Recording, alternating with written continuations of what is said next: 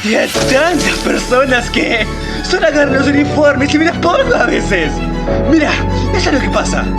Cuando ustedes tienen un problema, me llaman a mí. Y entonces me pongo uno de los uniformes y bajo por la ventana. Y entonces voy y golpeo tu puerta principal. Entonces sabes lo que necesitan que yo haga. Yo no tenía ningún problema con que vivan aquí. Me trataban, por eso es que les di la casa. No tendríamos ningún problema si tan solo siguieran la única simple regla. Solo no abras la puerta.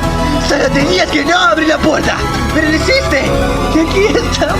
Te voy a matar.